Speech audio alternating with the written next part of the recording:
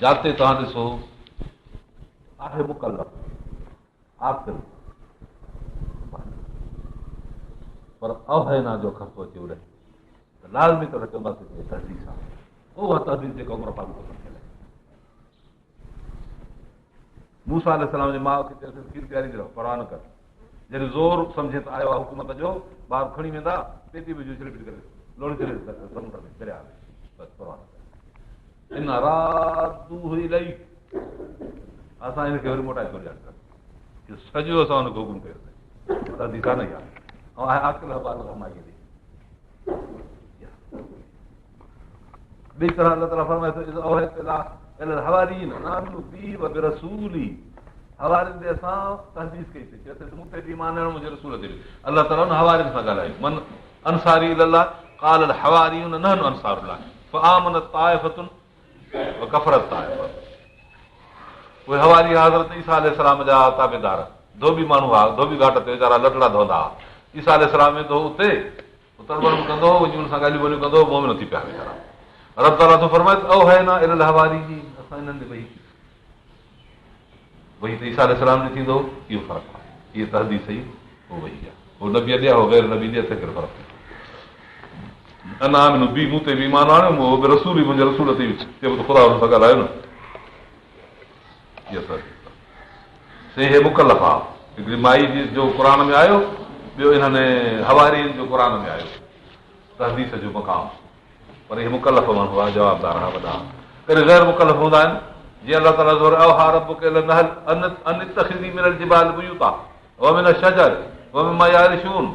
पेहनि में वणनि में जबलनि में वञी घर बणाए असां वही कयोसीं माखीअ जे मखी ॾे वही वही थी माना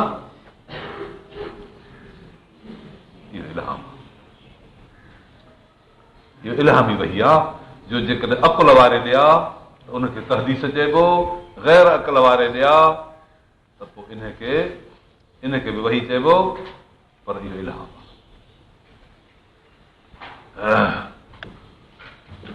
अञा टियों बि हिकिड़ो तरीक़ो आहे रब ताला जे तरफ़ां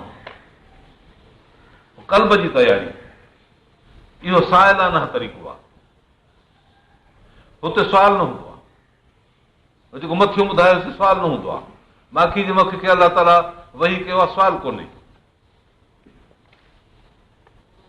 ऐं माईअ मूसा अलैहिस्सलाम जे मां ॾांहुं अलाह ताला जो हुकुम थियो इहो बि हुनजो सुवाल कोन हो हवारी अलाह ताला खां सुवाल कोन कयो पर अलाह ताला हुनखे फरमायो तामिनू बि वबि रसूली। हाणे हिते जेको अचे थो सुवाल जो मसइलो आहे इतक फरासत मोमिन फइनहु यंज़ुर बिनूरिल्लाह मोमिन जे सम्झ ऐं फरासत खां तूं लिहाज़ कजांइ छो त अलाह जे नूर सां ॾिसंदो आहे हुन पंहिंजे तबियत खे एतिरो अजागर ऐं साफ़ कयो आहे ऐं अलाह ताला जे ॾाढो पंहिंजो कासाई गदाई झलियो अथई जो अलाह ताला हुनजे हुन प्याले कल्ब जे कासी इहो आहे नूर फरासत पंहिंजी हैसियत खे मथे रखणु।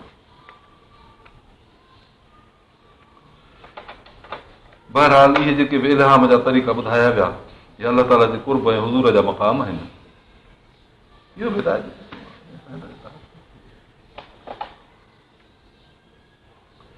नम ॾहों मरतबो हिदायत जो वेझा आहे एतिरो सरातल मुस्तक़ीम में 10 मरतबा थी था वञनि उहो कहिड़ो आहे सचो ख़्वाब नबी अकरम सल्लल्लाहु अलैहि वसल्लम फरमायो आहे त दुरोय सालिहा जुज़ो मिन सिततिन व अर्बईन जुज़न 46 नबीअ जे नबूअत जे 46 हिसनि मां ख़्वाब बि हिकिड़ो हिसो आहे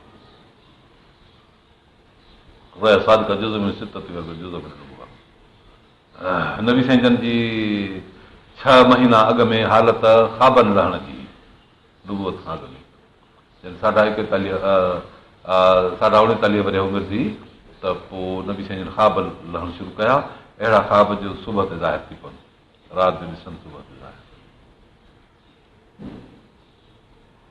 उहे 6 महीना जॾहिं पूरा थिया त वही आहे हिकिड़ा विस्म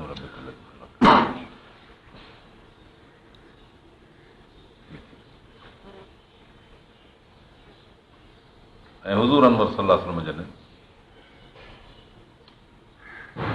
13 साल मके मुकरम में गुज़ारिया 10 साल मदीने मुनव्वर में गुज़ारिया हर साल में थियूं 2 चश्मायूं पोइ 3 ॾींहंनि खे ॾियणो पवंदो त 46 शशमायूं थी पवंदियूं। इन हिसाब सां हज़ूर अनवर सलाह जन जो 6 महीननि जो ख़्वाब नुबूअत जे अरसे जे 46 हिसनि मंझां हिकिड़ो हिसो थी वियो। इन जो मतिलबु ई न आहे त जंहिं शख़्स सचो ख़्वाब लधो त उहो हिकु भाङे 46 हिसो न बिकी पियो, बल्कि इन जो मतिलबु इहो आहे त हुनजे तबो ते इस्लाम जी सिदाकत वारी बरकत जो 46 हिसो लथो। बाक़ी ईअं न, सचो ख़्वाब लहणु वरी बरकत आहे। इहो मतिलबु न आहे त सचो ख़्वाब जंहिं लधो त नबूअत जो 46 जुज़ो हासिल कयो, छाकाणि त जुज़ो जेको हूंदो आहे न शइ जो उन जिन सम्झणु हूंदो आहे, जुज़ो हूंदो आहे जिन सम्झणु, ऐं ख़्वाब जेको आहे नबूअत जे जिन सम्झ न आहे। छो त ख़्वाब आहे वही मलक जो, नबूअत आहे वही इलाही मलक जो, अलाह जे तरफ़ां नाज़िल थियल, ऐं ख़्वाब आहे बिना कंहिं मलक जे मलकूत जे तबियत जी सफ़ाईअ ते अलाह जे तरफ़ां इनाम। शइ जुज़ो तॾहिं थींदी आहे जॾहिं जिन सम्झा हुजे। ख़्वाब जिन्स नबूअत खां न आहे, तंहिं करे हिकु भाङे 46 हिसो नबूअत जो न थिए।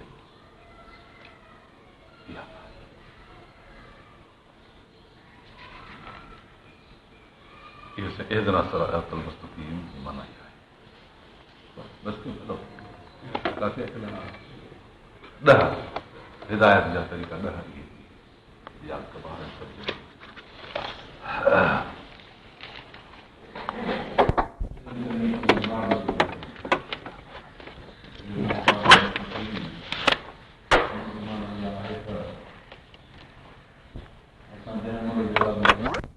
सलाहियतुनि खे इन तलब में ख़र्च कंदासीं, जान क़ुर्बान थिए, माल क़ुर्बान थिए, कीअं न घटाईंदो।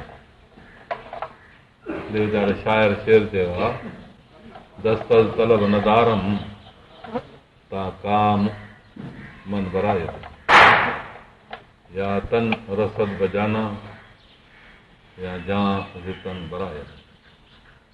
तलब खां हथ परे न कंदुसि जेसिताईं मुंहिंजी मुराद अचे, या जिस्म दोस्तनि वटि पहुचे, या साह जिस्म खां ॿाहिरि, या तन रसद बजाना या जान। हिन दुआ में इंतिहाई क़ुर्बानीअ जो अज़म ज़ाहिर थो थिए, इंतिहाई क़ुर्बानीअ जो अज़म ज़ाहिर थो थिए।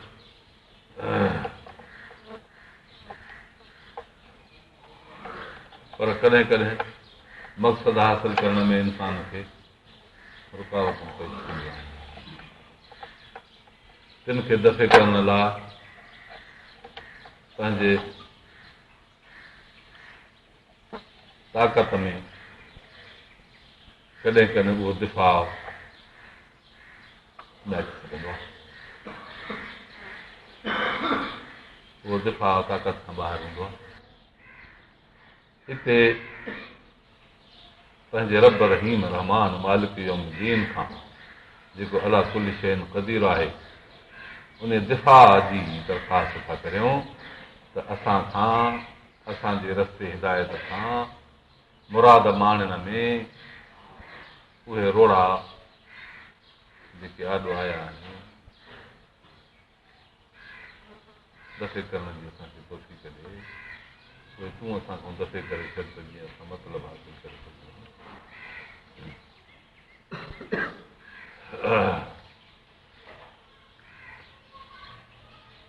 ऐं अहिड़े ई ॿाझारे महिरबान ऐं पालींदड़ रब रहमान मालिक यौम दीन में ई इन क़िस्म जो आसिरो रखी सघिजे थो, जंहिंखां एॾो वॾो सुवाल कयल आहे।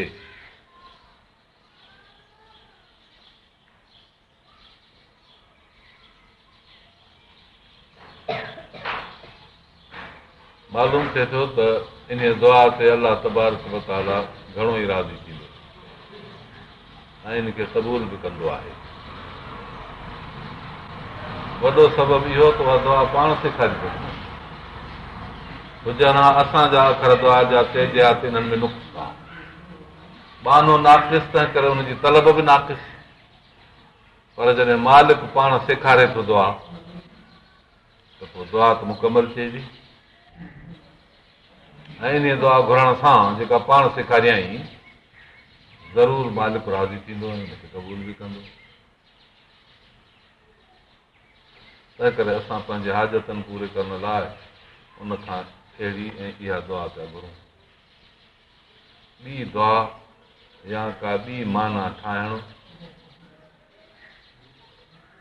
इन दुआ जे मुक़ाबले में सिरात मुस्तक़ीम जी हिदायत तलब इन जे मुक़ाबले में जेकॾहिं का असां ॿी माना ठाहियूं ॿिए क़िस्म जा अखर इंतिखाब करियूं त नबियनि सगोरनि जे जेका इंसानी फितरत आहे उन इंसानी फितरत खे नबियनि सगोरनि जे राह खां फेराइण जे बराबरि आहे नबियनि जो रस्तो इहो आहे जेके अलाह सेखारियो अलाह ॾेखारियो असांखे दुआ सेखारी दुआ ॾेखारी ॿिया अखर ऐं ॿियूं मानाऊं ऐं ॿिया मतिलब ठाहे इहा मुराद न हासिल करे सघंदी न की दुआ जी एॾी ताक़त ऐं पावर वधाए सघंदी तंहिं करे अहिड़ो ॿियो को बि इंतिखाब नबियनि जे रस्ते खां इंसानी फितरत खे फेराइण जे बराबरि आहे इहो ग़लति आहे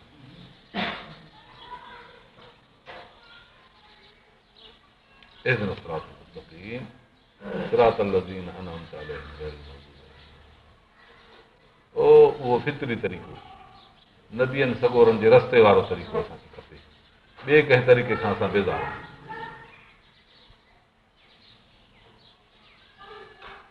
शाह साहिब जन पंहिंजे हिकमत अमली में लिखनि था त दुआ खे इल्लत तामह चइजे या हुनजो जुज़ो मौक़ूफ़ लाइ करार ॾिजे इहे हिकिड़ा इल्मी अखर आहिनि थोरो शरफ़ इल्लत तामह चइबो आहे त मुंहिंजी दफ़ो मुंहिंजी सिज जेकॾहिं मिली वञे त ॾींहुं मिली वियो इल्लत तामह आहे ॾींहं जो हुजणु सिज जे वजूद ते मौक़ूफ़ आहे इल्लत तामह इन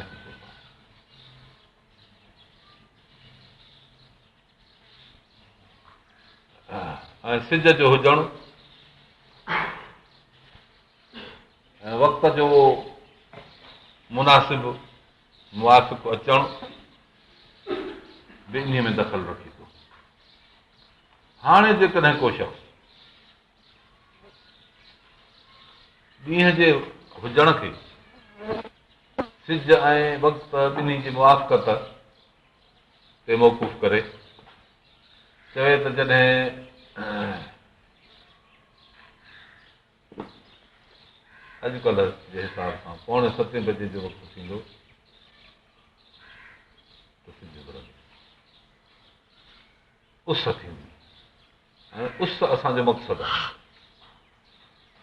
जंहिंजो तालुक सिज सां आहे पर साॻे वक़्तु उन टाइम सां रहे उस थींदी सिज ऐं वक़्त सां सिज बि हुजे वक़्तु बि हुजे पोइ उस थींदी हाणे असां इन खे सिज जे वजूद खे या वक़्त खे इल्लत तामह जो जुज़ो करार ॾिनो जॾहिं इल्लत मुरकब कईसीं माना ॿिनि ॻाल्हियुनि जे गॾिजण सां असां वटि उस थींदी वक़्तु बि 6:45 जो हुजे ऐं सिज बि उभिरे सिज बि हुजे त उस थी पवंदी उस जो हुजणु ॿिनि पासनि ते मनसूब करे तव्हांजी मर्ज़ी आहे हिकु पासे ते मनसूब करे तव्हांजी मर्ज़ी आहे रुॻो सिज ते मौक़ूफ़ करे ठीकु जेकॾहिं सिज ऐं वक़्त ते मौक़ूफ़ करे ठीकु पर जॾहिं सिज ते मौक़ूफ़ कंदो त सिज इल्लत तामह आहे ऐं जेकॾहिं ॿिन्ही ते मौक़ूफ़ कंदो त सिज इल्लत तामह जो जुज़ो आहे इहा ॻाल्हि सम्झ में अची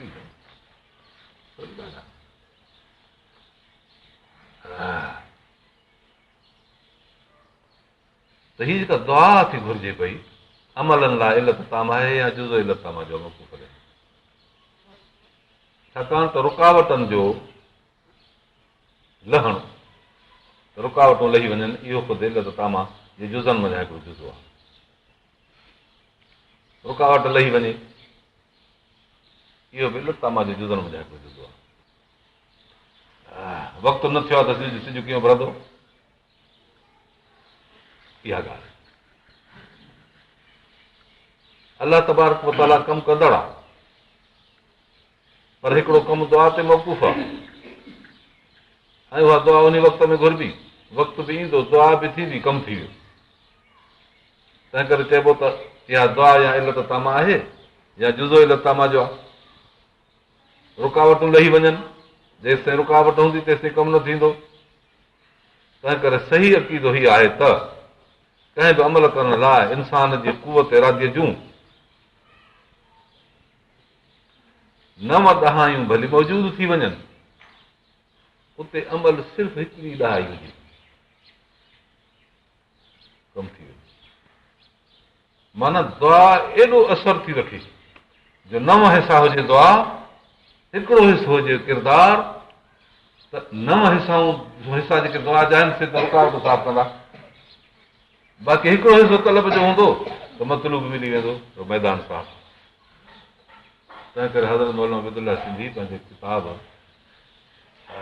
इलाम रहमान में जेको तफ़सीर अथसि क़ुर शरीफ़ जो, लिखियो अथसि त दुआ जी हैसियत कंहिं बि किरदार जे साबित करण में 9 हिसनि जो अंदाज़ रखे थी ऐं उन में अमल हिकिड़ो हिसो आहे।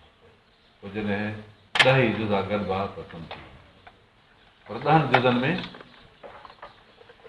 दुआ खे एॾी अहमियत, छो त दुआ जो तालुक रुकावट दफ़े करण सां आहे। रुकावट जो दफ़े करणु ख़ुदि इलत तामा जे अज्जा जा आहे। जॾहिं जो इलत तामा जा अज्जा मुकमल थी वेंदा मुरकब इलत में, शइ पाण ई ठही पवंदी, हुन में वजूद अची वेंदो। बहानो जॾहिं दुआ थो घुरे त हिकिड़ो ॿियो फ़ाइदो बि थिए थो, उनजे क़ल्ब ते इत्मीनान थो नाज़िल, क़रार थो, तमानीनत जी तजल्ली थी नाज़िल थिए ऐं कुवत इरादी पंहिंजे सभिनी जुज़नि समेत अमल करण लाइ जाॻी थी पए। हिकिड़ो माण्हू जॾहिं दुआ घुरी उथंदो आहे त उन वक़्त में जेके बि किरदार जा जुज़ा हूंदा आहिनि उन्हनि खे पूरे करण जे लाइ हे कमु बि करियो, हे सबबु बि गॾु करियो, हिन खे बि सॾु करियो, फलाणे खे बि आणियो। अॼु हिकिड़ी वॾी अहम शइ खे ज़ोर ॾेई ऐं परे करिणो आहे। दुआ घुरी जॾहिं इहो कमु कबो अज्जा सभु पाण ई मिली वेंदा, उन्हनि जे गॾु करण ते माण्हू जी हिमत ईंदी, अलाह ताला जे तरफ़ां सुकून नाज़िल थींदो, करार नाज़िल थींदो त इहो कमु थियण वटि आहे। बाक़ी इहे 2 टे ॻाल्हियूं करे वठो। सबबु इहो आहे, तंहिं करे हिकु अमल ते 10 नेकियूं थी लिखजनि। अचे थो त मन अमल सालिह जेको नेकीअ जो कमु करे थो तंहिंजे लाइ अशरा मिसाल 10 मिसाल था मिलनि। 10 मिसाल मिलण जो सबबु जो राज़ आहे अमल ते 10 दर्जनि जो। दुआ जा 9 दर्जा ऐं अमल अहिड़े अजुर जे नतीजे में 1 दर्जो थो रखे। इंसान जो मतिलबु उहो थियो, दुआ जे पुठियां अजुर, दुआ जे पुठियां अजुर, दुआ जे पुठियां अजुर। 9 अजुर इहे थिया, हिकिड़ो थियो अजुर अमल जो, 10 अजुर थी थियो।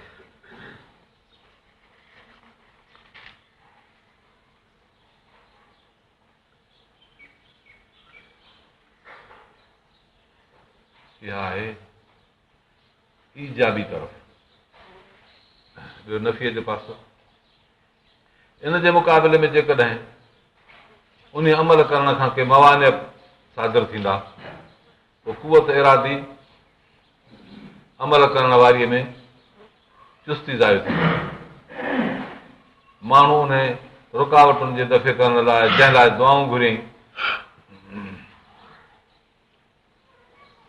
जेकॾहिं पंहिंजी कुवत इरादी खे मज़बूत न कंदो त हिन में जेका हिमत हुई उहा ज़ाहिर थी पवंदी। ऐं कुवत इरादी इंसान जी पंहिंजे समूरनि जुज़नि समेत मुतहरिक न थींदी। जीअं त दुनिया जो जहान असबाब जो आलम आहे, जॾहिं सभई सबब चुरपुर कंदा आहिनि त पोइ कमु पैदा थी पवंदो आहे। हिकिड़े पासे गर्मी थी वई, ॿिए पासे ॾांहुं उस समुंड ते अची वई ऐं से बाफ़ वठी उथी, हवा वठी मथे खयणसि, थधे तबिके में पहुती, अलाह जो हुकुम थी वियो, मींहुं वसी पियो। जेकर इन्हनि कमनि मंझां को बि कमु सुस्त थी पियो त मींहुं न वसंदो।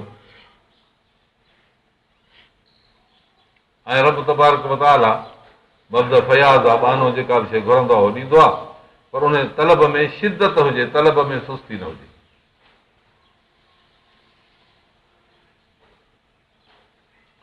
दुआ जो दर्जो इंतिहाई इज़तरार जो आहे। बानो जॾहिं मुज़तर थींदो आहे त पोइ दुआ क़बूल थी वेंदी आहे।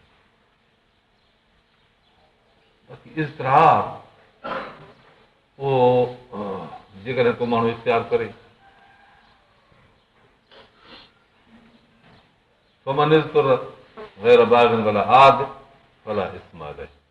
रब ताला फरमायो त जेको मजबूर थी पवे, खाधो पीतो न मिलियो आहे, 2 टे ॾींहं गुज़री विया आहिनि, मरण खे क़रीब थियो आहे, मौत इख़्तियारी शइ न आहे, पर उन खां बचण जे लाइ वरी ख़बर बि न आहे त मौत ईंदो या न ईंदो, पर उन खां बचण जे लाइ रब ताला हुनखे नाजाइज़ शयूं बि जाइज़ करे ॾिनी। गंदो पाणी हिकिड़ो पियो आहे, डुक भरे सघे थो, जान बचे, हराम शइ पई आहे, अहिड़ो जीत जानवर उहो पियो आहे, हुनखे माण्हू पचाए करे खाई सघे थो।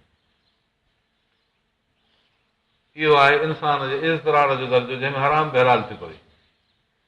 ऐं जेकॾहिं इहा शइ न खाए त ॼण मरी पवण जो हिनखे घणो इम्कान थी वञे, तरजीह थी वञे मौत खे। उहो इज़तरार जेको माण्हू जे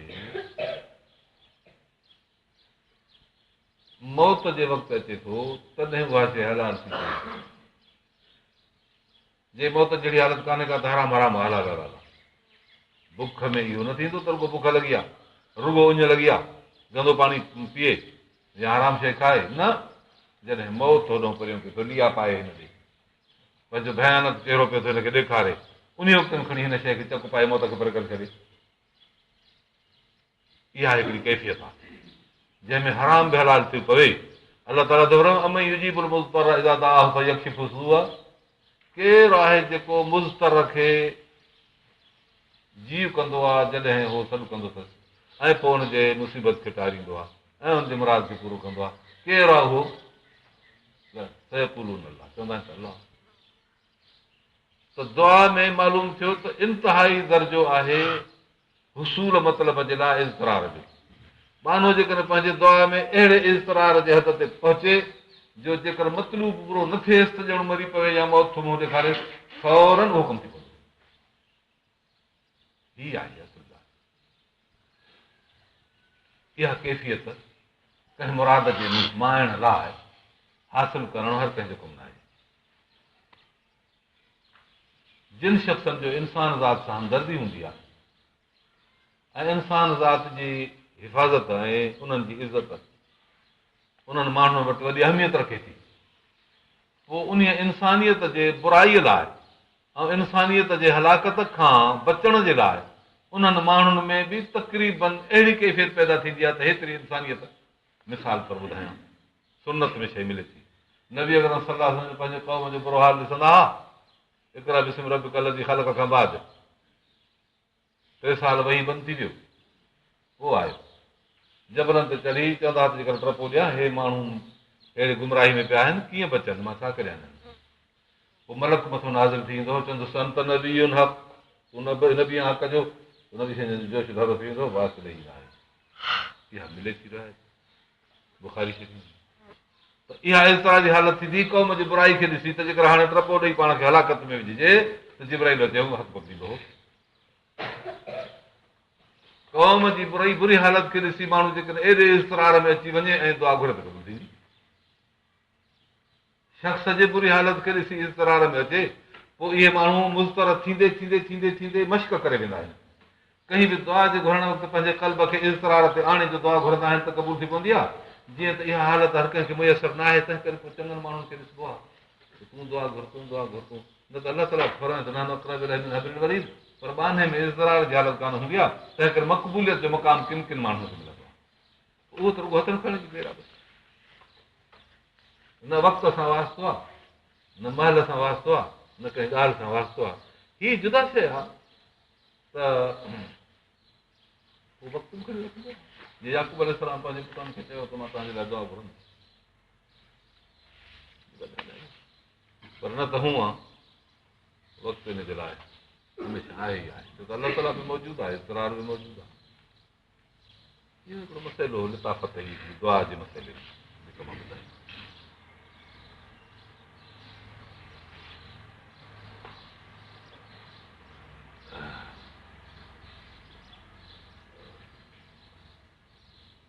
उन अमल जे लाइ इंसान लाचार जहिड़ी तयारी कंदो त पोइ छा नतीजो निकिरंदो? और इंसान जी फितरत जी तक़ाज़ा आहे उनजो सैर हुजे सिरात मुस्तक़ीम ते, ॾिंगे रस्ते खां हुजे परे। रब ताला पंहिंजी हिकमत में इंसान खे फितरी हक़ पूरा ॾियण थो घुरे, इंसान खे फितरी हक़ मिलनि। तंहिं करे अमर कयईं त हीउ कमु करियो, मन कयईं त हीउ कमु न करियो, अमर ऐं नवाही थिया फर्ज़। इन तरीक़े पंहिंजे बाने लाइ सिधी राह हमवार कयईं, हे कमु करियो, हे न कयो, हिन रस्ते सां हलो। पोइ जॾहिं असां बाना कंहिं मख़लूकात जे ग़ुलामीअ खां आज़ादु थियण लाइ पंहिंजे रब ते भरोसो करे, अहिड़ो भरोसो जो औलाद जो पंहिंजे पीउ माउ ते बि न हुजे, अञा बि सख़्तु, उते इन भरोसे में लॻायूं पूरी ताक़त। अलाह ताला इंसान जी फितरी तक़ाज़ा जी पूरत कंदे बसि उनखे पंहिंजी मंज़िल ते रसाईंदो। कीअं थी पवंदो? तंहिं करे इन एज़न सिरातुल मुस्तक़ीम जी दुआ सां ॿिए खे हरगिज़ न छॾियो वेंदो। एज़न सिरातुल मुस्तक़ीम कंहिं बि माण्हू खे न छॾियो। इहा दुआ मतिलब ते रसाइण लाइ घुरियल आहे ऐं मतिलब ते रसाईंदड़ हिकु अलाह जेको रब्बुल आलमीन आहे, जेको रहमान आहे, जेको रहीम आहे, जेको मज़लूमनि जी मालिक यौमदीन ते संभाल रखंदो। इन रब खे ई वरी तलब कजे त अलाह तूं असांखे पंहिंजे सिधे रस्ते ते पहुचाए। बाक़ी रस्ते ॾेखारण जी हिदायत ऐं दुआ इहा हर कंहिं सां गुज़री आहे। साईं मूंखे रस्तो ॾेखार, दीन जी तालीम इहा किरात तरीक़ा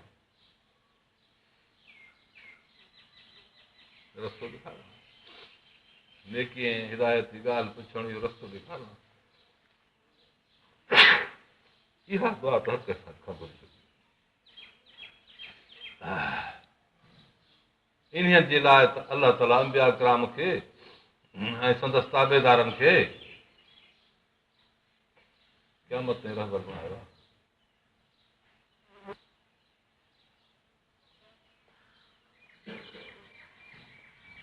ऐं फरमाए अथसि त माण्हू खे चयो कुल हाज़ी सबीली अदू इलल्लाह अना वमन इत्तबानी वमा अना मिनल मुशरिकीन।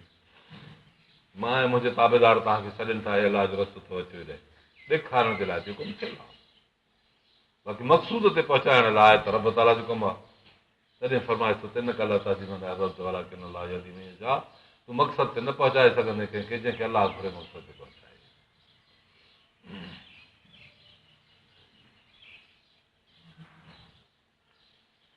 इहो सिरात मुस्तक़ीम, पर इहो सिरात मुस्तक़ीम जिन्स आहे। जिन्स में 9 थींदा आहिनि, 9 जे हेठो फर्द हूंदा आहिनि। ज़ैद अमर बकर ख़ालिद फर्द आहे। इहे इंसान जा 9 आहिनि। इंसान गनम बकर फील हैवान वग़ैरह गनम बकर फील हैवान जा ई 9 आहिनि। हैवान जिन्स आहे त सिरात ते मुस्तक़ीम जिन्स आहे। जिन्स जे हेठो 9 हूंदा आहिनि, 9 जे हेठो फर्द हूंदा आहिनि। अलाह ताला खां असां जिन्स सिरात मुस्तक़ीम जी घुरूं था, पर उन जिन्स जे हेठो 9 हूंदा आहिनि। तंहिं करे रब तबारक व तआला फरमाए थो त उहा 9 ई तलब करियो, मन तख़सीस करियो। जिन्स खे 9 मख़सूस कंदो आहे कंहिं बाज़ क़ैद ज़ाइद सां। फसल जॾहिं अची पवंदो आहे त पोइ उहा जिन्स साॻी मख़सूस थी पवंदी आहे 9 जी। सिरात अलज़ीन अनअमत अलैहिम, इहो बि मंज़िल क़ैद जी आहे। जीअं हैवान जे पुठियां नातिक, तीअं सिरात मुस्तक़ीम जे पुठियां अलज़ीन अनअमत अलैहिम, इहो क़ैद आहे। माना असांखे उहो रस्तो ॾेखारे जिन शख़्सनि ते तूं नेमत कई, उहो रस्तो ॾेखारे। अॻ में असांजी दुआ तकमील फितरत जे लाइ फिक्री हैसियत रखंदी, हाणे उनखे मामूल जी हैसियत में था आणियूं। माना अहिड़ो फिक्र जेको महज़ फिक्र न आहे पर इस्तेमालु थियल फिक्र आहे। को का बि स्कीम इस्तेमालु थियल हूंदी आहे उहा वधीक हूंदी आहे उन खां जो महज़ उहा मुहिम सिर्फ़ु ज़हन ताईं माक़ूल हुजे, यकीन वारी हूंदी आहे इहा इस्तेमालु थियल। उहो फ़िक्र हिकु कंहिं जमात में शामिलु थियण खां सवाइ पूरो न थी सघंदो, मगर जंहिं जमात फितरी तकमील पूरी कई हुजे उन जमात में शरीक थिबो ऐं उन जो मज़बूत हुजे बुनियाद बि तमामु। जेकॾहिं बुनियाद कमज़ोर आहे तॾहिं उहा बि असांखे न खपे, राह उहा न खपे। असांखे हिते मालूम थिए थो त सिरात मुस्तक़ीम जी तायीन ऐं अहिड़ी जमात जी तलाश इंसानी वाजिबात खां आहे, ज़रूरियात ज़िंदगी खां आहे। जीअं हिकिड़ो माण्हू पंहिंजे खाधे पीते माश जे लाइ वठी महिनत कंदो आहे, हुनुर सिखे, तालीम करे, धंधो करे, तिजारत करे, वापारु करे, मुहिम हिन जी छा आहे त जीअं माश मां पंहिंजो दुरुस्त करियां। यादि रखणु खपे त इंसान खे पंहिंजे दुनियावी या उखरवी ज़िंदगी जे निजात लाइ हिकिड़े क़िस्म जो अहिड़ो लाहे अमल करणो आहे, अहिड़ो सिरात मुस्तक़ीम मुक़ररु करणो आहे ऐं अहिड़ी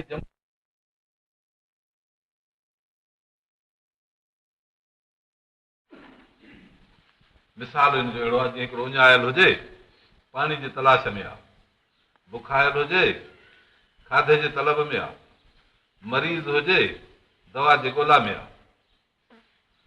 पोइ इहे टे हिकिड़ा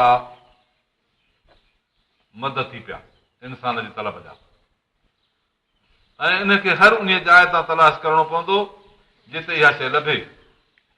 पाणीअ जे तलाश वारो खाधे वारी जाइ ते वञे, मरीज़ वरी जिते पाणी हुजे उते तलाश करे दवा जी। पंहिंजा जेकॾहिं मुरादूं ऐं मक़सद जाइ तलब जी बदिलाए मुराद खे न पहुचंदो, इहो ग़लति कार आहे। जितां उहा शइ मुयसरु थिए उन तरफ़ वञिबो, उन में ग़लती कंदो त मरी पवंदो। आहे खाधे जे पुठियां, खाधो हिनखे न मिलियो आहे पर वञे थो कंहिं दवा जे लाइ, कंहिं जड़ी बूटी जे तरफ़ मरी वेंदो। पोइ मलामत सिर थियसि त तो पंहिंजो जेको इंतिखाब हो तलाश जो ग़लति थी। अहिड़ी तरह तालीम जो कमु, दुनिया जा ॿिया कम पंहिंजनि पंहिंजनि मर्कज़नि मां मिलनि था। जहिड़ो कमु हूंदो उहो उतां उन मर्कज़ खां मिलंदो। हिते सिरात मुस्तक़ीम जो मर्कज़ आहे अल्लज़ीन अनअमत अलैहिम, हे अल्लाह 1.25 लख नबियनि जो जिन ते तो नेमत कई आहे, इहे आहिनि सिरात मुस्तक़ीम जा मर्कज़। असांखे इन नव में आणिजांइ। सिरात मुस्तक़ीम जी तलब जिन्स हुई पर ही नव हुजे, जंहिंजा अफ़राद शख़्स कहिड़ा आहिनि। नव जो इहातो हूंदो आहे फर्दनि ते, जिन जा अफ़राद हूंदा आहिनि नुबूवत वारा शख़्स, सिद्दीक़ियत वारा शख़्स, शहादत वारा शख़्स, सालियत वारा शख़्स,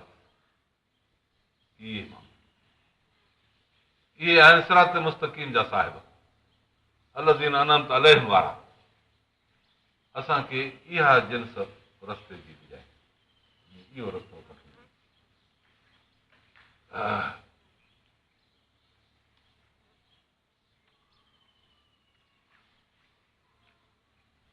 हिते असांखे 4 उहिदा नज़र आया जेके सिरात मुस्तक़ीम मारियो बीठा आहिनि, दुनिया जा रहबर बणिया बीठा आहिनि ऐं उन्हनि खे कामयाबियूं मुयसरु थियूं आहिनि। 4 उहिदा आहिनि। हिकिड़ो उहिदो इल्म जो, ॿियो उनजे अकस जो, टियों उहिदो अमल जो, चोथों उनजे अकस जो। 4 उहिदा आहिनि। ईअं बिज़ात 2 उहिदा आहिनि ऐं बितबे ॿिया 2 उहिदा आहिनि। उहिदे जे लिहाज़ खां ॻणिबो त 4 न त बिज़ात 2, हिकिड़ी इल्मी कुवत ॿी अमली ताक़त। इल्मी कुवत जो सर चश्मो आहे वजूद नबीअ जो। अलाह ताला उनखे पंहिंजे वहीअ सां आलिम थो बणाए, सिधो थो करे। जीअं सिज जो चश्मो रब तबारक व तआला जे फैज़ तजल्ली इरादीअ सां हमेशह चिमकंदो रहे। पोइ किरोड़ा टन इन मुंहिंजो रोज़ गर्मियुनि जा रोशनाइनि जा रेज़ जा पिया था निकिरनि। मर्कज़ त आहे न इहो बिज़ात। बाक़ी ॿियो जिते जिते हिन जूं इहे सभु शयूं पहुचनि थियूं फैज़ान थिए थो उहे बि महसूस चइबा पर बित बि महसूस चइबा जंहिंजो तालुक सिधो सो सिज सां आहे। नबी जी जेका इल्मी ताक़त आहे उहा फ़ाइली कुवत आहे। वही इलाही जो पैगाम हे उनजो मंज़िलगाह आहे। मथो अचे थो कल्ब हिन जो जाइ नुज़ूल जी आहे फइन्नहु नज़ल वला कल्ब इलाही पैगाम जो मंज़िलगाह आहे। पोइ जॾहिं हिन जो कल्ब मंज़िलगाह बणियो वही अचो त इहो नबी सगोरो थियो। इहो उहिदो कसबी न आहे कसबी उहिदो न आहे वहबी उहिदो आहे जंहिंखे रब नबी बणाए। महिनत सां रियाज़त सां इबादत सां उहिदो न मिलंदो आहे। इहो उहिदो इंतिखाबी आहे अलाह जंहिंखे चूंडे उहो अज़ली उहिदो आहे। जेतोणीकि अंबिया किराम अलाह ताला जे ॿुधायल इल्म ते अमल कंदड़ बि हूंदा आहिनि इंतिहाई अमली फर्म बरदार हूंदा आहिनि। नबीअ खां वधीक ॿियो कहिड़ो आमिर हूंदो पर जीअं त अमल इल्म जी फराव आहे तंहिं करे निस्बत नबीअ जी इल्म ॾे कबी अमल ॾे न कबी फराव ॾे निस्बत न कबी असुल ॾे कबी आहे अमल बि हुन में बि ज़ात पर जीअं त अमल इल्म जी शाख आहे तंहिं करे निस्बत बुनियाद ॾे कबी इल्म ॾे नबीअ जी नबीअ जो उहिदो इल्मी लेखबो अमली न।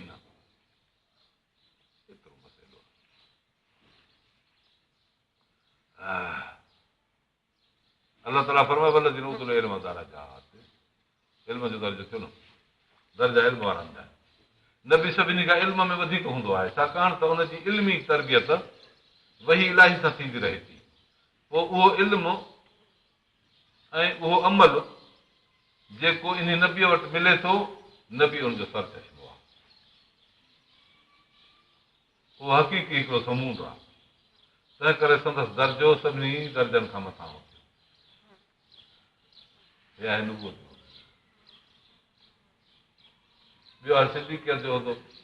इहो सिद्दीक़ियत जो बि उहिदो इल्मी उहिदो आहे पर इल्मी उहिदो इनफ़ियाली हिकिड़ो फेली बि इनफ़ियाली छा माना थोरनि अखरनि में पाणी आहे त ॿई तरह इहो गरम न आहे हेठो बाहि ॿार बसि असां फेल कयोसीं हेठो बाहि जो उन में गर्मी आई पाणी गर्मीअ खे क़बूल करे रहियो पाणी मुतासिर थियो पाणी में इनफ़िआल आयो माना गर्मी जो असरु थो मिले गर्मी बिज़ात हुई पाणीअ में असरु पइजी वियो। हाणे तव्हां बाहि में हथु विझो साड़े पाणी में हथु विझो त साड़े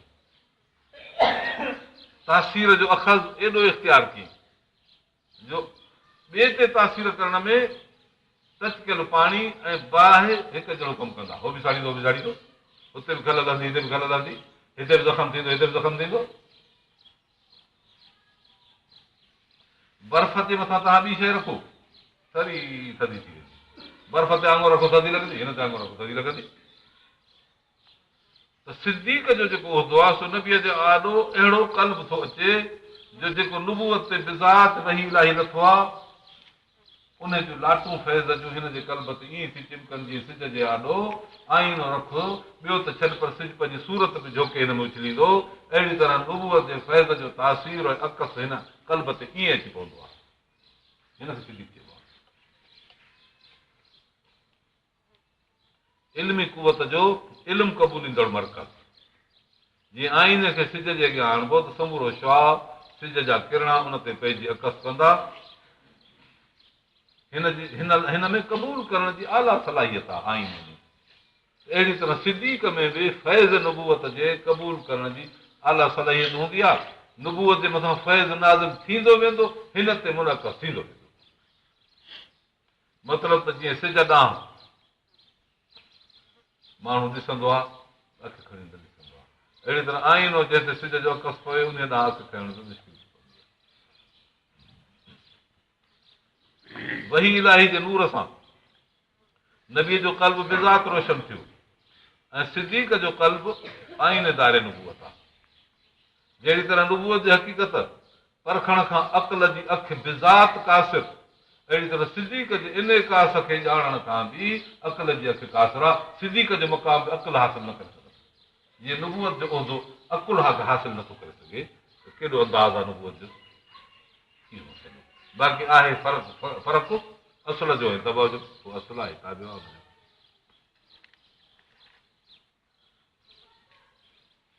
इहे आहिनि ॿ कुवतूं इल्मी, हिकिड़ी फ़ाइली ॿी इनफ़ियाली, जंहिंमें ॿ उहिदा था, हिकिड़ो नबी ॿियो सिद्दीक़। नबीअ में ॿी हुई अमली कुवत जेका संदसि इल्म जो फर हुई, उहा बि एॾी वॾी ताक़त आहे। हुनजी इल्मी कुवत जो फैज़ जंहिं शख़्स ते पवे थो, उहो नबीअ जे ॿुधायल हुकुमनि ते जान ऐं माल फिदा करण लाइ निकिरी थो पवे। जेकॾहिं अलाह जे राह में कुर्बान थी वञे ऐं कम कंदे हलंदे हलंदे मरी पवे, इन कम में त इहो शहीद आहे। पर जेकॾहिं इन रस्ते में हलंदे हलंदे पंहिंजे मौत मरी पवे त सालिह आहे, मतिलबु त अज़ाइम साॻा रहंदा। शहीद बिज़ात अमली शाहकार, सालिह हुनजो ताबेदार। नुबूअत ऐं शहादत इहे ॿई उहिदा अलाह जे तरफ़ां मिलंदा आहिनि। शहीद माण्हू पाण थी न सघंदो आहे, मौत अलाह जो आहे। कसब करे इबादतुनि ऐं रियाज़तुनि सां नबी या शहीद थी नथो सघे, बाक़ी कल्ब जे सफ़ाईअ सां ऐं रियाज़त सां सिदाकत सां सिद्दीक़ बणिजी सघे थो। ऐं पंहिंजे अज़ाइम खे मज़बूत कंदे कंदे दीन जे मथां जे मरी पियो त शहीद आहे, जे न त सालिह थो थी सघे। मतिलबु त नबीअ जो क़ल्ब मंज़िलगाह वहीअ जो, सिद्दीक़ आहे बर्तन वहीअ जो, वियाल वहे जंहिंमें सांढ जे वहीअ खे। शहीद अहिड़ी कुवत अमलीअ जो साहिब आहे जो अलाह जे रस्ते में जान ॾे। सालिह इन मर्तबे जे माइण लाइ हमेशह गामज़न त मन हुनजी जान कमु अचे, पर जान कमु न आई। इंसान खे घटि में घटि इन हद ताईं पहुचणु तमामु ज़रूरी आहे, सालिह जे हद में ख़ाली, न त इन खां पोइ त को दर्जो ई कोन्हे।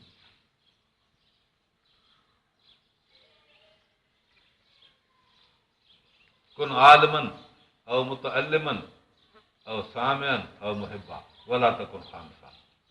सालिह मुहिब्बा, आलिम इल्मी कुवत जो मर्कज़ आहे, तालिब इल्म सिद्दीक़ जो दर्जो थो रखे। और सामिअन ॿुधंदड़ शख़्स जेको आहे सो उहो अमली कुवत जो साहिब आहे। मुहिब उहो इनफ़ियाली साहिब आहे अमल जो, बाक़ी इन खां पोइ पंहिंजो दर्जो आहे।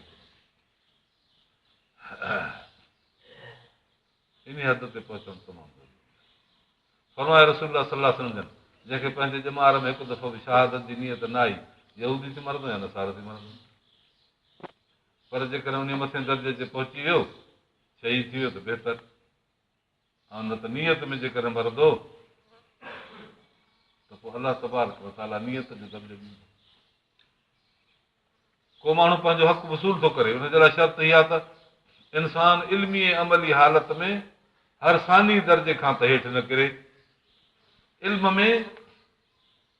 में फैज़ नुबूवत में सिद्दीक़ जे दर्जे खां हेठि न पवे, अमल में सालिह जे दर्जे खां हेठि न पवे। जेकॾहिं कंहिंखे पंहिंजी मंज़िल ऐं मुराद माइणी आहे, इन्हनि ॿिनि उहिदनि खां सवाइ इंसानियत मुकमल न थी। इहो हिकिड़ो वॾो मुक़ाम आहे। इल्म जो अवल दर्जो नबी आहे, तंहिं इल्म जे लाइ सिदाकत रखणु इहा शर्त आहे। ऐं अमल जो दर्जो शहीद जो आहे, उन रस्ते ते हलणु, शहीद जे रस्ते में हलणु इहो फर्ज़ आहे, सालिह थियणु फर्ज़ आहे। जेके माण्हू हक़ खे ॼाणी सुञाणी सिरात मुस्तक़ीम में नथा हलनि, उहे पंहिंजे अमल लाइ सही फ़ैसिलो नथा कनि, उहे पंहिंजे इल्म जे ॿिए दर्जे खां हेठि किरिया। क़ुर मजीद उन्हनि खे मग़ज़ूब थो चवे। जेके अमली कुवत जे लिहाज़ खां पोइ ते रहिया, उन्हनि खे दाल थो कोठे। ॿ ताक़तूं इहे पैदा थी थियनि जेके रिएक्शन ताक़तूं आहिनि, इन्हनि ॿिन्ही खां पोइ ते जेको इल्म जे मक़ाम खां सफ़ा किरी पवे, उहो आहे मग़ज़ूब, गज़ब पियल आहे उन्हनि ते। यहूदी चवंदा कालू कुलूब न कुल बल्ला न कुफ़र। हुननि पंहिंजे इल्म खे मोड़े हेठि किरे पिटी करे। नबी हुननि खे कशान कशान पंहिंजे मर्तबे इल्मीअ ॾे मुतवजो करण जी कोशिशि कई, मगर हिननि चयो त कालू कुलूब न कुल।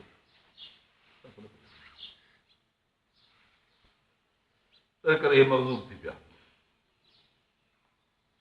ऐं जिन में कुवत अमली त आहे, पर फितरी तक़ाज़ा जे इल्म मुताबिक़ राह न लधाऊं, क़ुर मजीद उन्हनि खे ज़ाल थो चवे जो उन्हनि शहीद जो रस्तो इख़्तियार न कयो, पाण शहीद जो रस्तो छॾे ॿिया रस्ता इख़्तियार कयो। शहीद जो रस्तो वठिजे हा ऐं माण्हू मरी पवे हा त शहीद ॿियो को कान्हे।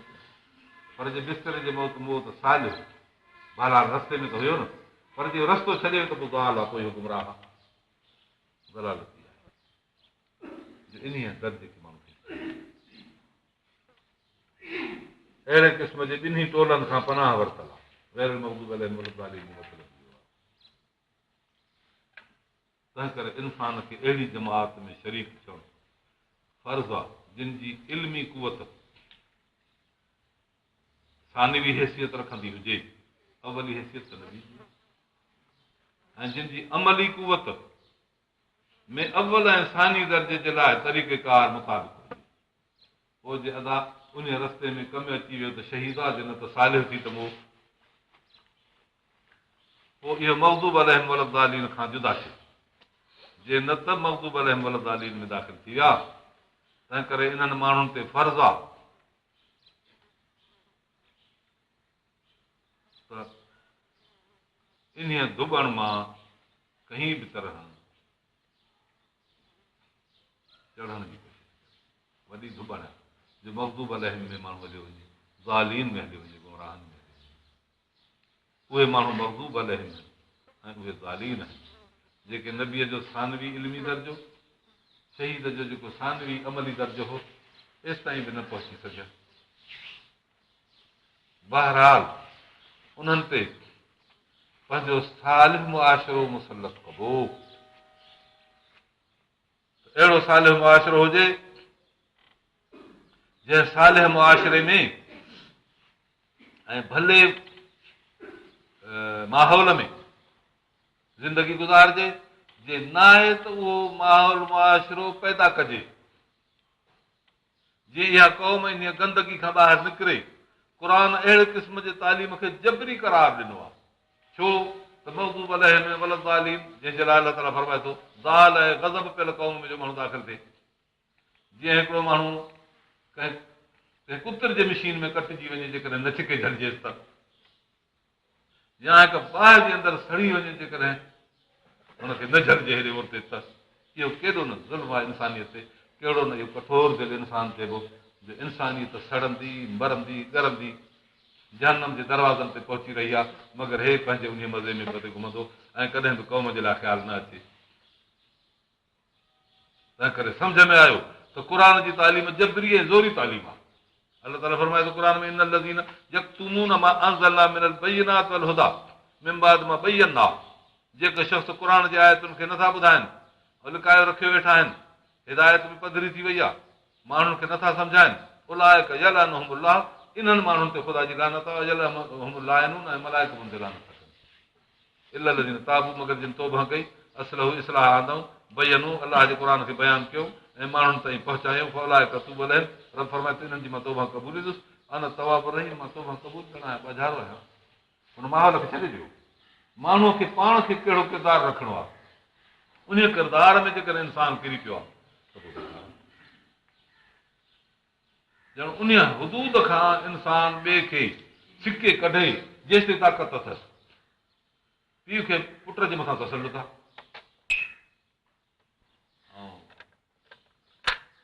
माहौल वारे वॾे खे पंहिंजे माहौल ते असरु आहे, शहर जे अमीर खे शहर ते असरु आहे, म्यूनिसिपालिटी जे हाकिम खे म्यूनिसिपालिटी ते असरु आहे, तालके वारे खे तालके ते असरु, ज़िले वारे खे केतिरनि तालकनि ते ताक़त आहे, सूबे वारे खे पंहिंजे सूबे ते असरु आहे, बादशाह खे पंहिंजे मुल्क ते असरु आहे। जेकॾहिं हिन पंहिंजी क़ौम खे इन दुबण खां न चाढ़ियो जो इल्मी कुवत में अंबिया जे तरफ़, अमली कुवत में शहीद जे तरफ़ उन्हनि खे सिफ़ में न पहुचाई, हेॾे पोइ ते छॾे बेपरवाह थी बणिजी वेही रहियो, अलाह त फरमाए त इन्हनि ते ख़ुदा जी लानत आहे।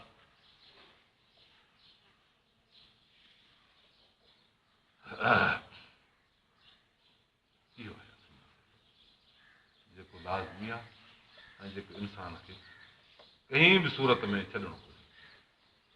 अलाह तबारक व तआला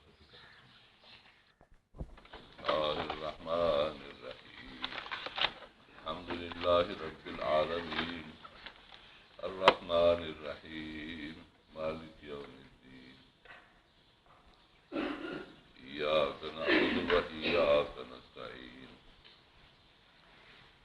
الصراط المستقيم صراط الذين أنعمت عليهم غير المغضوب عليهم ولا الضالين.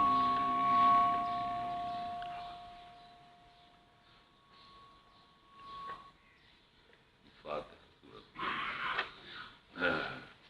उनजे मुतालिक़ रब तबारक व तआला क़ुरान करीम जी तालीम खे इंसान ज़ात लाइ तमामु ज़रूरी करार ॾिनो आहे।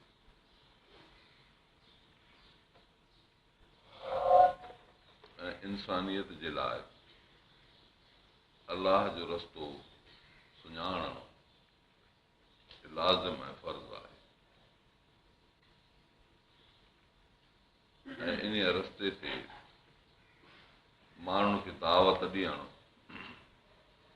इहा बि तमामु ज़रूरी आहे।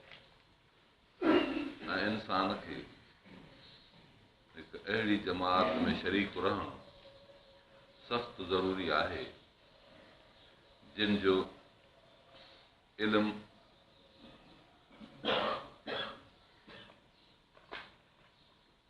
हुज़ूर अनवर सल्लल्लाहु अलैहि वसल्लम जे ॿिए नंबर इल्म में यानी सिद्दीक़ जे इल्म में शामिल हुजे, नबीअ जे इल्म जी हुनजे क़ल्ब ते तस्दीक हुजे। अहिड़े इल्म में शामिल रहणु ऐं इहो इल्मु मालूम करणु इंसान जे लाइ फ़र्ज़ु आहे।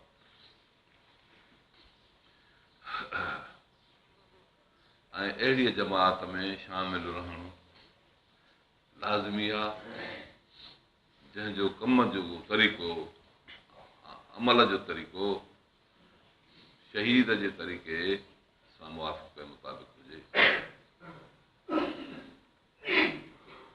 ऐं उन जूं नियतूं इहे हुजनि अलाह तबारक व तआला जे दीन में मां एॾो ई कमु कंदुसि जेकॾहिं मुंहिंजी जान कम अची वई तॾहिं बि इहा मुंहिंजी मुराद आहे। का बि इंसानी इज्तिमाइयत, इंसानी मुआशिरो इन्हनि हदुनि खां जेकॾहिं किरियल हूंदो इल्म जे लिहाज़ सां तस्दीक जे दर्जे ते नाहे, अमल जे लिहाज़ सां सालिह जे दर्जे में नाहे,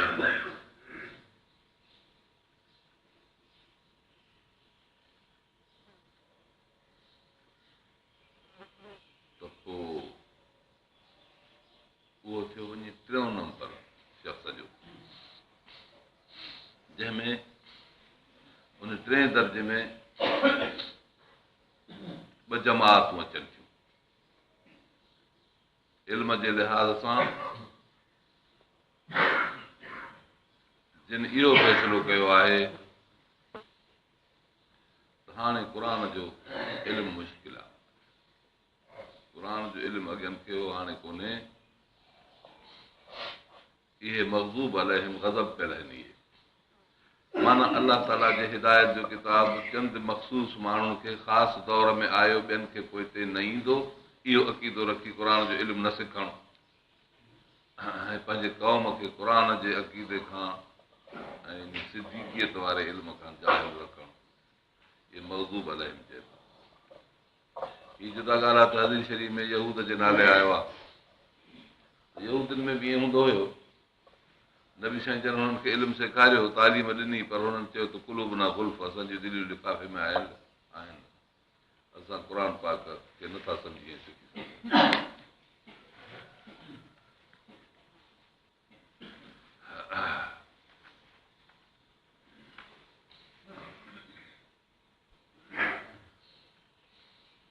ऐं अमल जे लिहाज़ खां उहो अमल जेको अंबिया कराम ॾिनो ऐं उन मां शहीदनि जहिड़ा अज़म वारा शख़्स हलिया, सालिहीन बि इहो ई इरादो कयो त नक्शे क़दम इन जे ते हलंदासीं, पर मौत जो मसइलो पंहिंजो हथ न आहे। किन जो दीन जी ख़िदमत कंदे शहादत नसीब थी वई, जंग में शहादत नसीब थी वई, के पंहिंजे मौत मरी विया। जंग फी सबीलिल्लाह या पंहिंजे मफ़ाद लाइ मौत जे असबाब मां हिकिड़ो सबबु त आहे, मगर मौत जी इल्लत तामह न आहे। इलत तामा जो मतिलबु इहो त एॾा वजिद फौजिद इलत लभे त शइ मालूल बि लभी पवे, जंग लभी पवे त मौत बि लभी पवे, ईअं लाज़िम कोन्हे। केतिरा माण्हू जंगियूं करे सालिम मोटी ईंदा आहिनि, सबबु ज़रूरु आहे। असबाब पंहिंजे मुसबात खे मुस्तलज़म कोन हूंदा आहिनि। सबबु माण्हू क़ाइमु करे तंहिंखां बाद बि कमु न थिए।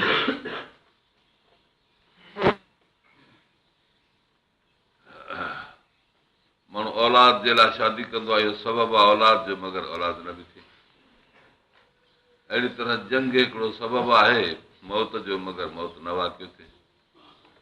तंहिं करे जेके नथा मरनि, दीन जे कम कंदे शहादत जो दर्जो नथो मिले, मगर क़दम हुननि जा इहे हुया जेके शहीद जा थींदा आहिनि। अहिड़े शख़्स खे सालिह चइबो आहे। जेको हिकिड़ो माण्हू चए त सालिह हाणे दुनिया में थींदो ई कोन, इहो ज़ाल में दाख़िल आहे। हीअ जुदा ॻाल्हि आहे त हदीस शरीफ़ में इन जे मुतालिक़ ईसाइन जो लक़ब इहो लिखियो वियो आहे त ईसाइन में बि इहो अक़ीदो हूंदो हुयो, उहे कम जेके हज़रत ईसा अलैहिस्सलाम करे वियो उहे त न करे सघिबो।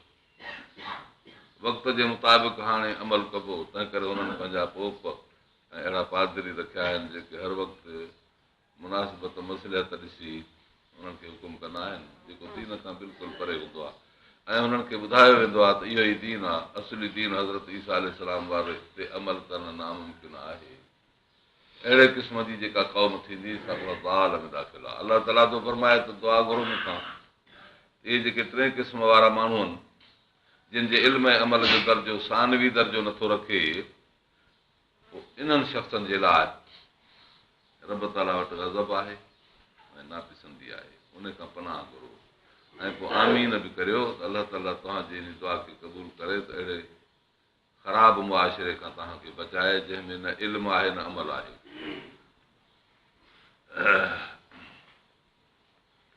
अहिड़े माण्हुनि खां मुआशिरे खे बचाइण जे लाइ ऐं इन मुसीबत खां माण्हुनि खे कढण जे लाइ, जहल जी मुसीबत, बदकिरदारी जी मुसीबत खां कढण जे लाइ पंहिंजो हिकिड़ो अहिड़ो नेक मुआशिरो क़ाइमु करणो आहे जंहिंमें क़ुर जी तालीम जबरी ऐं ज़ोरी हुजे ऐं लाज़मी करार ॾिजे। ऐं क़ुर जी तालीम खे अलाह ताला ज़ोरी तालीम कयो आहे। फरमाए थो त जिन शख़्सनि इन लज़ीन यक्तुमून मा अंज़लना मिनल बय्यिनाति वल हुदा, जिन इहो क़ुर शरीफ़ ऐं हिदायत लिकाए छॾी, हालांकि असां इहा बयानु कई आहे माण्हुनि जे लाइ क़ुर में, अहिड़ा माण्हू जेके इन तालीम खे नशर नथा कनि ऐं पाण ते पखेड़ियणु नथा ॾियनि, पखेड़ींदड़नि खे मौक़ियो नथा ॾियनि त इहा तालीम उन्हनि खे या उन्हनि जे औलाद खे मिले। अलाह ताला थो फरमाए उलाइक यलअनहुमुल्लाह, अलाह ताला उन्हनि ते लानत थो करे, यलअनहुमुल्लाइनून, ऐं ॿिया लानत कंदड़ मलाइक माण्हू उन्हनि ते लानत था कनि। इल्लल्लज़ीन ताबू, मगर जिन तौबा कई, असलहू ऐं इस्लाह आंदऊं, बयनू ऐं इन तालीम खे बयानु कयूं, फौलाइक अतूब अलैहिम, असां उन्हनि ते तौबा क़बूलींदासीं। अना तवाबुर रहीम, असां तौबा क़बूलींदड़ आहियूं। अलाह तो फरमाए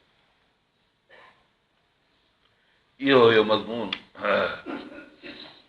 हाणे अहिड़ी जमात मिलणु घुरिजे,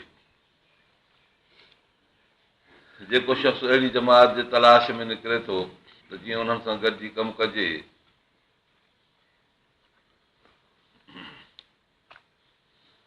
इहो शख़्स महिनत में शुरू थियो ऐं इहो एॾो कमु शिरकत खां सवाइ न थींदो। इज्तिमाइयत ॿिनि शख़्सनि खां वठी शुरू थींदी आहे, जा उस्ताद ऐं शागिर्द खां इब्तिदा करे थी।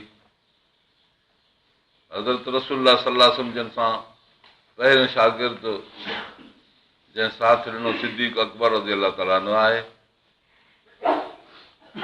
मर्दनि में आज़ाद इंसान इहो हुयो जो मोतबिर ऐं शख़्सियत रखंदड़ हुजे। ॿी औरत नबी अकरम सल्लल्लाहु अलैहि वसल्लम जी घरवारी, औरत माण्हू घर में महदूद महफ़ूज़। ऐं टियों नंढड़ो ॿारु 6 वरनि जो हज़रत अली करमल्लाह वजहू। चोथों हुयो ज़ैद बिन हारिसा संदन ग़ुलाम। अज़मत वारी शख़्सियत इन तालीम जे दौर में नबी अकरम सल्लल्लाहु अलैहि वसल्लम सां साथ ॾियण वारो सिद्दीक़ अकबर इहो तालीमी इदारो शुरू थियो, जबरी तालीम जो तालीमी इदारो, मगर जबर खां सवाइ हिननि इख़्तियारनि नबीअ सां साथ ॾिनो, जंहिंमें चारई जिन्सूं अची वियूं, आज़ाद मर्द, ज़नानी तालीम, दीन जी, नंढड़नि ॿारनि खां शुरूआत, बानो जेको ॿियनि जे हथ हूंदो आहे उहो बि, बानो, ॿार, औरत ऐं हिकु आज़ाद शख़्स पहिरें ॾींहुं नबी अकरम सल्लल्लाहु अलैहि वसल्लम हिननि साथ ॾिनो ऐं हिन जबरी तालीम में शरीक थिया। शिरकत खां सवाइ इहो कमु न थींदो आहे। पोइ जे अहिड़ी जमात न मिले कंहिंखे ऐं हू पाण खे लाचार सम्झी बसि करे थो वेहे, इहो को नाक़िस इरादे वारो माण्हू, कचो इंसान आहे।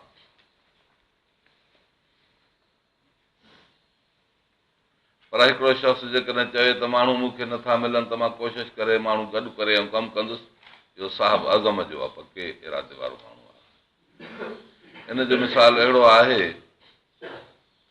जीअं मैदान हुजे हिकिड़ो सुञो लको तक, जिते पाणी बि कोन्हे, आबादी बि न आहे, उते ॻोठ ॿधण जो थो करे इरादो, इहो कमु मुश्किल आहे। पर बुलंद हिमत वारो शख़्स, उन लाइ इहो आसान आहे, हिते ॻोठ ॿधे। हज़रत इब्राहिम अलैहिस्सलाम इन बुलंद शख़्सियत जो मालिक नज़र अचे थो। मके मुकरम जे गैर ज़ीज़रा वादीअ में, गैराबाद वादीअ में अचे, पंहिंजी औरत ऐं पंहिंजो ॿार छॾियईं, इन मुल्क खे आबाद करण जो एॾो इरादो कयईं। एॾो हिकिड़ो वॾो इब्राहिमी इरादो आहे इहो, जो पंहिंजी औरत नंढिड़ो ॿार छॾे वियो त जीअं हिते आबादी थिए। अॼु उहो मको मुकरम उन्हनि जे आबादगारी खां एतिरो आबाद थी चुको। मालूम थियो त इहो मुमकिन आहे। हिमत वारो इंसान इन ॻाल्हि में आजिज़ न थींदो त हाणे हीउ कमु मां कीअं कंदुसि।